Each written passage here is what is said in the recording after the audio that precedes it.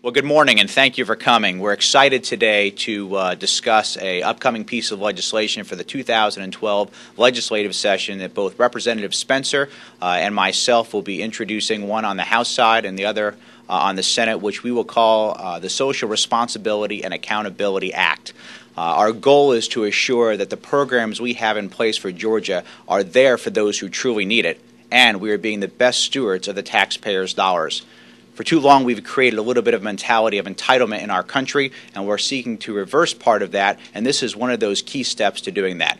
This bill, in summary, will require folks, in my Senate version, for both TANF, which is the Temporary Assistance for Needy Families, as well as Medicaid, for those folks to get a mandatory drug test prior to being accepted in order to receive their benefits. They already go through a long and extensive process to receive those benefits, so this is just one more addition. This is a good bill and the right thing to do to begin an era of responsibility and accountability here in Georgia. And with that, I will turn it over for Representative Spencer to make a few comments.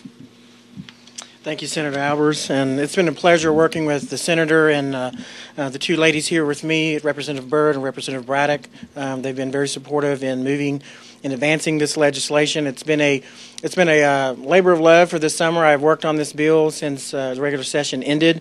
But the purpose of my bill, which I dropped this morning, which is House Bill 668, is that the Georgia taxpayers have a vested interest in to make sure that their hard-earned tax dollars are not being used to subsidize drug addiction. But what I'd like to tell you is what the bill does do at this point.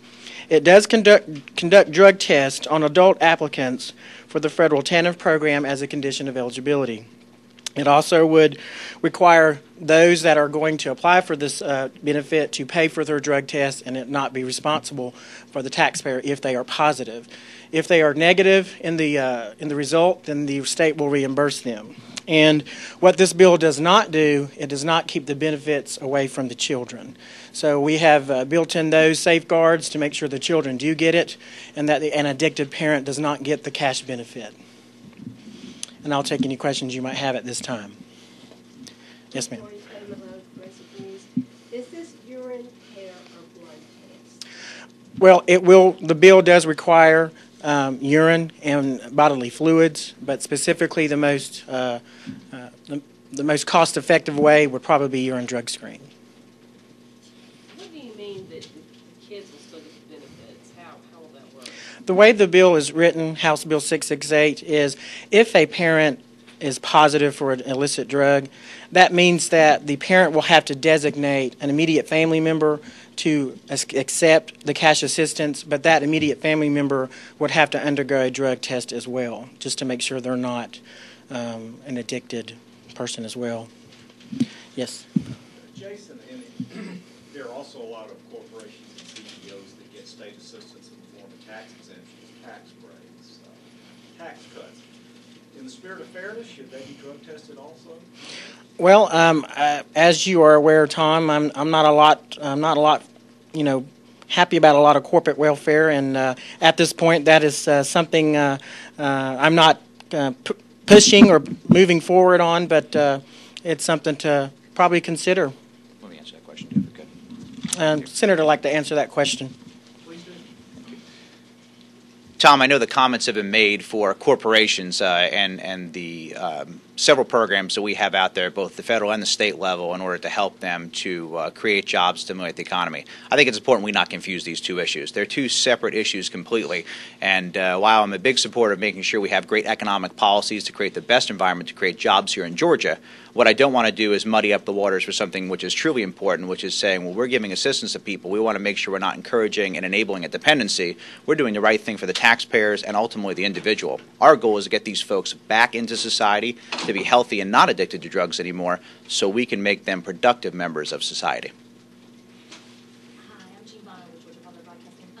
You say the Georgia Department of Human Services will administer the tests. Do they have the staff to do that, and will they need extra funding to cover the new mandate?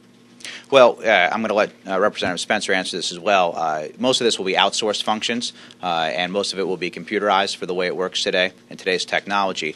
Do we believe there will be a little bit of cost there? Yes, but if you look at some of the results from Florida and other places, you'll see that there has been a reduced amount of applicants coming in. So long term, we actually believe this saves money both in the short term for people who are seeking to abuse the system, but long term, we think it's even better because as we get folks off of that system completely, ultimately we save them by getting them back into the workforce, producing and not taking from society.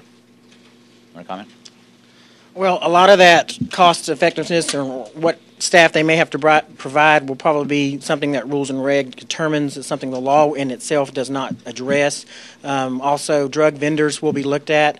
This bill is modeled off the Florida legislation, and I have spoke to the author in Florida, his aides, and I have spoke to drug vendors and the people who've done the research in Florida for the quarter in which the data was collected when that drug testing law was in effect. So we will be looking to that as a guide, and I look forward to moving this forward.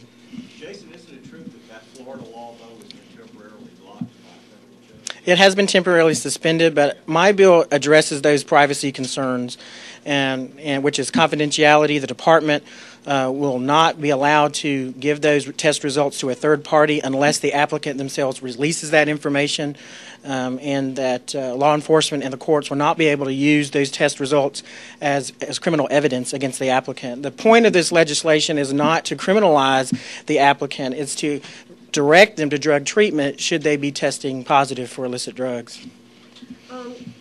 Drugs leave urine in 2 to 5 days. What's to prevent applicants from waiting a week, not taking drugs for a week, coming in, taking the test, and passing it? And how much money do you think the state is going to pay out to reimburse people who have taken the test and have been positive? What do you think that will cost the state of Georgia to reimburse? Well, you touched on a lot of things there in that one comment. First of all, some drugs do leave the body in 3 to 5 days. Some drugs stay in for a month. Cannabis, for example, actually is a fat-soluble metabolite, and it stays in the system for almost a month. So we could catch those that are abusing cannabis at this point and using tax dollars to finance their drug addiction. As far as the cost, in Florida, the average urine drug screen is about $27. And right now, the state of Florida has only reimbursed $58,000, which is 28% of the applicants for TANF in Florida. So it was a savings to the state of Florida of almost $2 million in that short period of time. How often will they test? Is it like monthly? Only when they apply. Only when they apply will they be tested the way I've written the bill. Got time for one more question.